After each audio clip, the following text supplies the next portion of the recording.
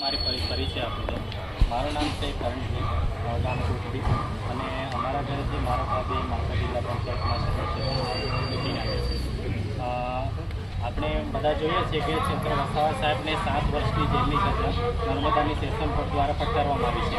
એ પણ કોઈ કેસ નથી, પાયાવિનનો કેસ છે. બનાવી કાઢેલું, ઉપજાવી કાઢેલું કે ફોરેસ્ટ અધિકારીને મારેલું બધું ઉપજાવી કાઢેલું છે. અને આપણે ન્યાયતંત્ર પર આપણે વિશ્વાસ થોડુંક રાખવી જોઈએ. હાઈકોર્ટ શું ચુકાદો આપે છે એટલું રાખવું જોઈએ. ત્યારબાદ આપણને ખબર પડશે કે જે ન્યાયતંત્ર છે એ પણ જે સરકારને કવરમાં આવી ગયું છે કે આપણને ખબર પડશે ત્યારે. અને ચેતરભાઈ વસાવા આપણા આદિવાસી સમાજ માટે હરહંમેશ લડતા હોય છે, આપણા જમીન અને જંગલ માટે.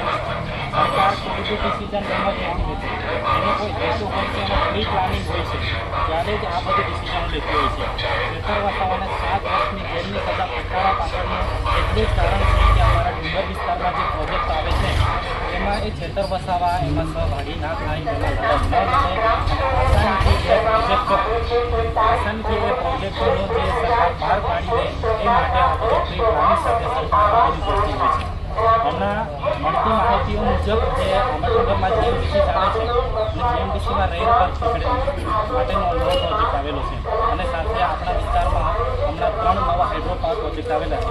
એટલે કે વીજળી ઉત્પન્ન કરવાનો, આપણા વિસ્તારમાં વીજળી ઉત્પન્ન કરવાનો. પછી કોઈ બીજી જગ્યાએ મોટા અધિકારીઓને કાં તો ઉદ્યોગપતિઓને ત્યાં આપણે ત્યાંથી વીજળી ઉત્પન્ન કરશે અને ત્યાંના લોકોને આપશે.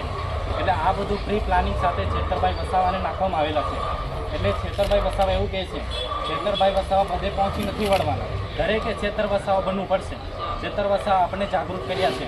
આપણે બંધારણમાં જે જોગવાઈ આપેલી છે, અનુચ્છેદ 244 હોય, 5મી અનુસૂચિ હોય, પૈસા એક્ટ હોય, કાં તો FRA હોય, એના વિશે આપણને બધાને જાગૃત કરેલા છે. તો આપણે બધા ચેતર વસાવા બનવું પડશે. બાકી ચેતર વસાવા બધી જગ્યાએ પહોંચી નથી વળવાનું. એટલે દરેકે ચેતર વસાવા બનવું પડશે. જો આપણી જમીન અને જંગલ બચાવવું હોય તો ચેતર વસાવા જે કહે છે આપણે માનવું પડશે અને આપણે પોતે પણ ચેતર વસાવા બનવું પડશે. બાકી આ જે સરકાર છે એ મૂંડીવાદી ઉદ્યોગપતિઓ માટે કામ કરે છે. આપણા જેવા સામાન્ય માણસ માટે આ સરકાર કામ નથી કરતી. આપણા વિસ્તારમાં પાયાની વ્યવસ્થા નથી, પણ ત્યાંના ઉદ્યોગપતિનું શું છે, ઉદ્યોગપતિને પૈસાદારી કરવા માંગે છે આ સરકાર. તમે છે અદાણી જુઓ, અંબાણી જુઓ, એમને બધા પ્રોજેક્ટો આપે છે. એમને મોટું કરવાના, આદિવાસીઓનો વિનાશ કરવાનો અને એક ઉદ્યોગપતિનું મોટું કરવાનું. આ ન્યાય ક્યાંનો છે? આ દેશ બંધારણથી ચાલે છે. મોદીના હિસાબે નથી ચાલતો, રાષ્ટ્રપતિના હિસાબે નથી ચાલતો.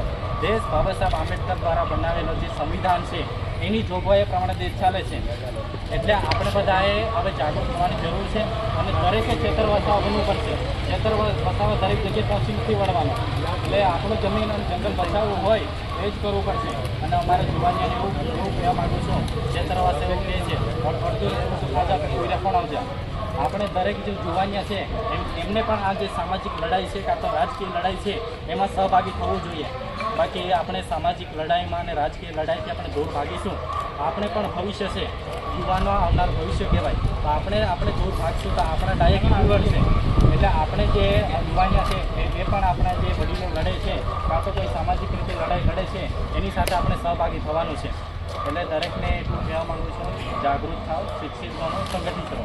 જોહાર, જય ભીમ પ્રદેશ, જય આદિવાસી.